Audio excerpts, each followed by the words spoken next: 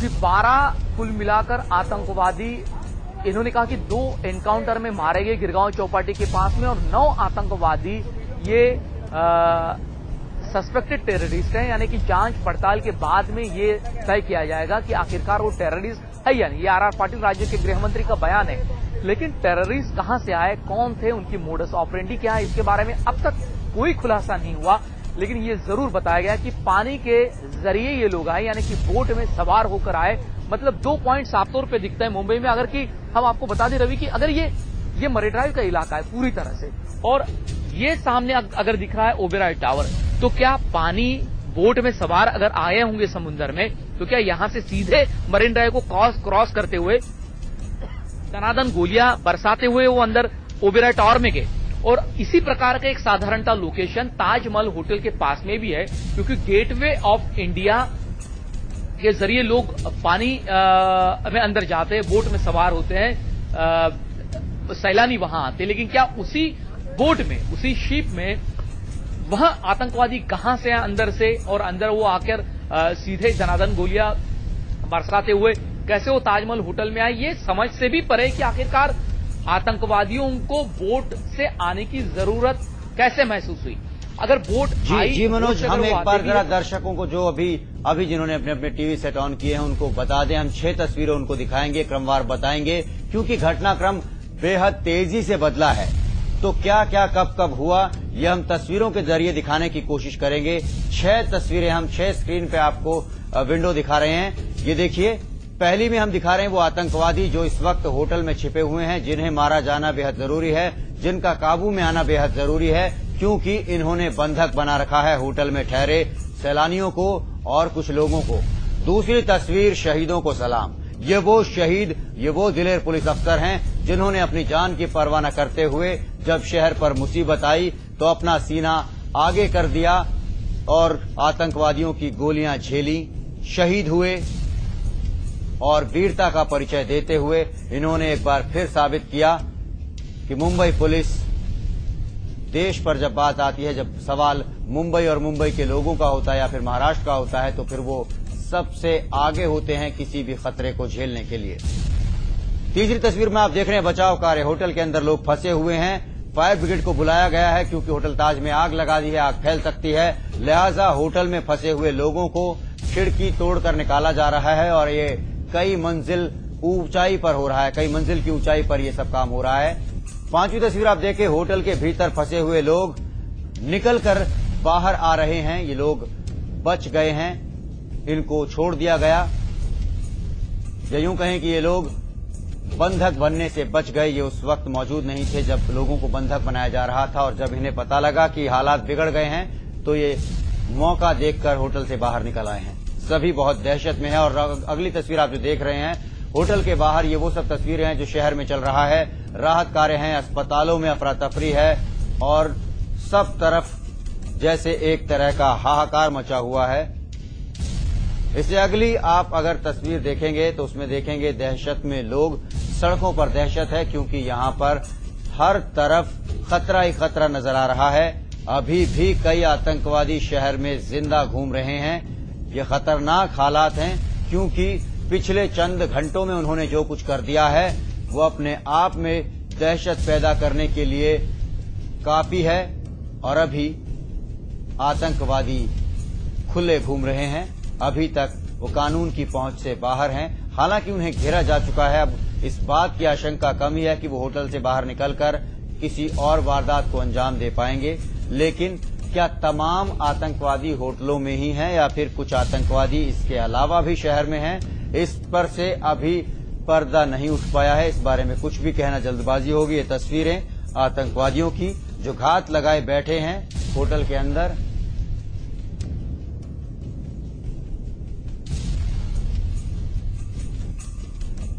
इन आतंकवादियों ने बंधक बनाया हुआ है कुछ विदेशी पर्यटकों को और उनके साथ साथ होटल में ठहरे कुछ भारतीय लोगों को भी।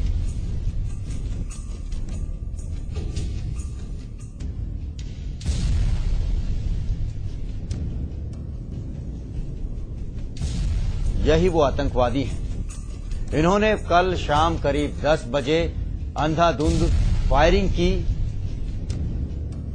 जिसमें बड़ी तादाद में लोगों की मौत हुई और लोग जख्मी हुए हैं। इसके बाद लोग दौड़कर होटल्स में दाखिल हो गए, फायरिंग करते हुए होटलों में दाखिल हुए और फिर इन्होंने आनन फानन में होटल में मौजूद कुछ मेहमानों को, गेस्ट को अपने कब्जे में ले लिया, बंधक बना लिया और उसके बाद से भीतर हैं, जबकि होटल के बाहर चप्पे चप्पे पर पुलिस और तमाम सुरक्षा बल। लगातार ग्रेनेड फेंके जा रहे हैं। ग्रेनेड की आवाज आप सुन भी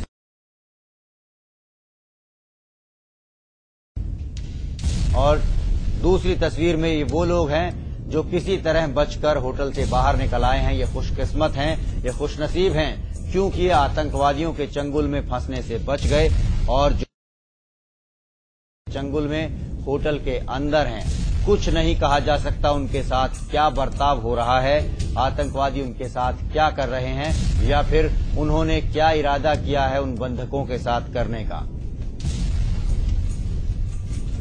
आशा करते हैं कि वो भी जल्द ही छूट जाएंगे, उन्हें भी बचा लिया जाएगा।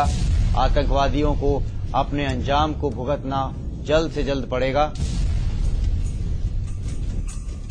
क्योंकि अपने 3 आला अफसर खोने के बाद अब मुंबई पुलिस कोई रहम करेगी ऐसा लगता तो नहीं है। इसके अलावा एनएसजी, जो कि देश का सबसे उम्दा कमांडो संस्थान है, ब्लैक कैट्स कमांडो पहुंच चुके हैं और 1-2 नहीं पूरे 200 कमांडो को तैनात किया गया है वहां पर, जिनका काम है शहर से। और ये ओबराय होटल की ताजा तस्वीरें आप देख रहे हैं।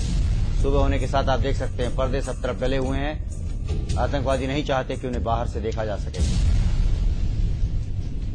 हालात इस कदर संगीन है कि तमाम स्कूल कॉलेज बंद कर दिए गए हैं।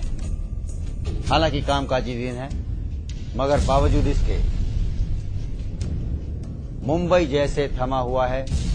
कुछ लोग जरूर सुबह मॉर्निंग वॉक पे निकले, मगर उनमें से ज्यादातर लोग जानते नहीं थे क्या कुछ हो गया है। वो जल्दी सोने वाले लोग शायद, जिन्हें नहीं पता कि बीती रात कयामत की रात थी। मुंबई शहर पर शायद इससे भारी रात अब तक नहीं आई थी। हालांकि 1993 में हुए धमाकों में जान माल का नुकसान काफी ज्यादा हुआ था, मगर ये जो मॉडस ऑपरेंडी है, ये जो तरीका है वारदात को अंजाम देने का आतंकवादियों का, ये वाकई खौफनाक है, अपनी तरह का पहला और यूनिक है। और देश में अब से पहले इस तरह के हमले किसी बड़े शहर में देखने को नहीं मिले हैं। ये हमले एक तरह का संदेश है आतंकवादियों की तरफ से कि वो हर जगह मौजूद हैं, वो नहीं घबराते, रोक सको तो रोक लो। जैसा पिछले दिनों ईमेल्स आए थे जब दिल्ली में, अहमदाबाद में, बेंगलोर में धमाके हुए थे, तो आतंकवादियों ने लगातार मेल भेजे थे धमाका होने से 5 मिनट पहले, और उसमें जो पंच लाइन थी उनकी वो थी, रोक सको तो रोक लो। कुछ वैसा ही मैसेज यहां पर फिर देने की समझना मुश्किल नहीं कि आतंकवादियों के हौसले कितने बुलंद हैं इन दिनों। वो सड़कों पर बंदूक लेकर निकलते हैं, जिस मर्जी पर वो तान देते हैं, गोलियां चलाते हैं और बड़ी तादाद में लोग मारे जाते हैं। इसके बाद वो रुक करते हैं 5 स्टार होटल्स का, कब्जाते हैं उसे, बंधक बनाते हैं वहां पर मेहमानों को होटल में ठहरे, और फिर एक लुका छिपी का खेल सुरक्षा बलों के साथ।